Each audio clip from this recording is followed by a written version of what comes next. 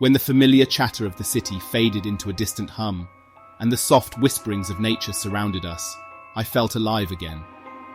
My family and I had driven hours to get away from the urban sprawl, to find peace in the embrace of the forest. The campsite we'd chosen was a tranquil clearing encircled by towering pine trees. By evening our tent was pitched, and the gentle flicker of the campfire painted our faces with an amber glow. "It's going to be an amazing weekend," I said, pulling my wife Emily closer, breathing in the smoky, pine-infused air. Jack and Lily, our kids, toasted marshmallows, their giggles echoing in the fading twilight. But as night draped its dark veil over the campsite, the woods began to reveal a different, more ominous side. Sometime past midnight, I was woken by a faint noise. It wasn't the chirping of crickets or the rustle of leaves. It was a whisper, disembodied, coming from the thick wall of trees surrounding our tent. "Come out and play!" Chalking it up to the wind or a dream, I snuggled back into my sleeping bag. But moments later, the whisper returned, louder, more insistent. "Join us." Fear gripped my heart. I unzipped the tent, shining my flashlight into the impenetrable darkness. "Who's there?"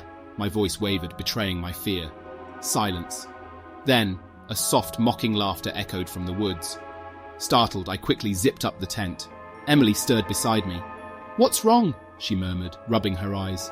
"Nothing," I whispered, not wanting to alarm her. "Just thought I heard an animal." But as the night wore on, the whispers grew louder, closer, each beckoning us to come out. I lay paralyzed with fear, praying for dawn.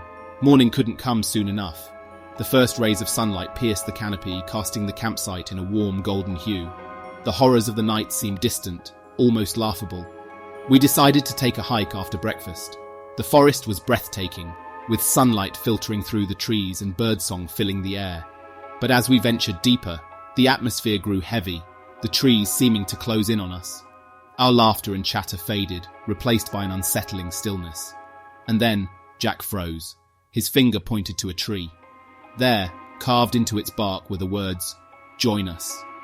My heart raced. We weren't alone. Emily, sensing the palpable fear, gathered Lily into her arms. "We need to leave," she whispered. But as we turned to head back, we realized the path we'd taken was gone. The trees seemed to shift, creating an endless maze around us. Panic set in.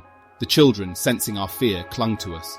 As hours passed, we found ourselves back at the same tree, the words now appearing deeper, more menacing. The whispers returned, surrounding us. "You can't leave. Join us." The sun began its descent, casting long shadows across the forest floor. We had to find our way out before nightfall. Then, through the thick foliage, we spotted a glimmer of light, a clearing, our campsite. But as we approached, dread consumed me. The tent was torn to shreds, our belongings scattered. The campfire, which had long since gone out, was now surrounded by dark, hooded figures, their faces obscured, chanting in an unknown language. I gripped Emily's hand, pulling the kids close. "Stay behind me," I whispered. One of the figures stepped forward, its face remaining hidden in the shadows of its hood. "Why resist?" it hissed. "You belong here now." From the woods, more figures emerged, joining the chant. They formed a circle around us, closing in. The whispers grew louder, drowning out our cries. Suddenly, Lily screamed, pointing skyward. Every head turned upward.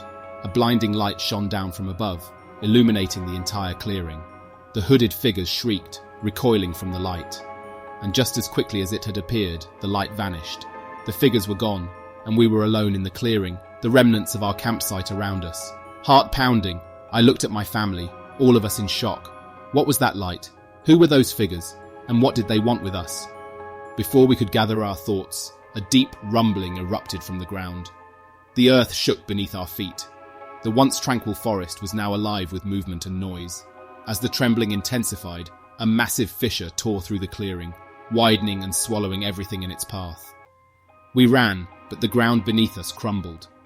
As I felt the earth give way beneath me, the last thing I heard was the sinister laughter of the hooded figures, echoing through the woods.